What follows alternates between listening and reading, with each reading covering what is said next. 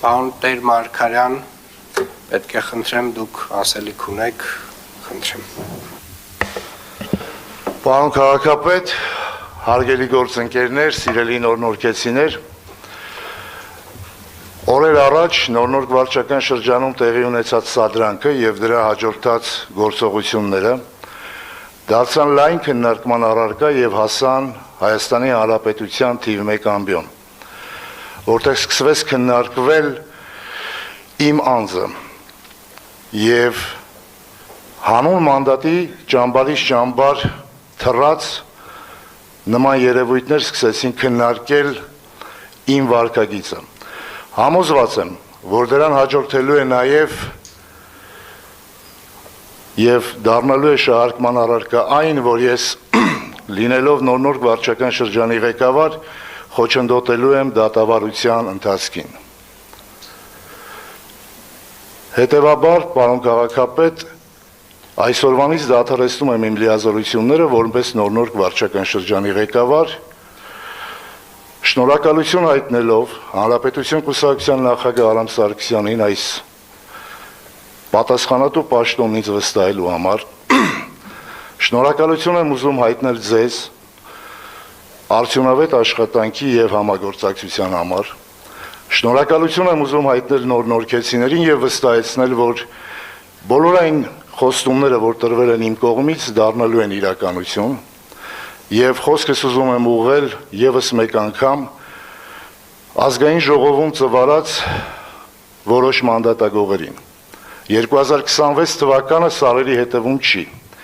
Մենք հանդիպելու ենք 2026 թվականին եւ 2026 թվականին ես մասնակիցն եմ լինելու ձեր քաղաքական վախճանին։ Պարոն քաղաքապետ, ձեզանից եւս մեկ անգամ շատ շնորհակալ եմ։ Շնորհակալ եմ, պարոն Տեր Մարգարյան, շնորհակալ եմ եւ գնահատում եմ ձեր որոշումը։ Եվ պարոն Տեր Մարգարյան, հարգելի գործընկերներ, ես միգուցե կրկնվեմ, բայց շատ կարեւոր է արձանագրել, որ մեր աշխատանքը ենթադրում է էական զսպվածություն։ Ենթադրում է զսպվածություն պայմաններում, երբ մեզ անընդհատ եւ անդադար սադրում են եւ այդ սադրանքները անընդհատ եւ անդադար շարունակվելու են։ Ես շնորհակալություն եմ հայտնում ձեզ ձեր կատարած աշխատանքի համար, պարոն Տեր Մարգարյան։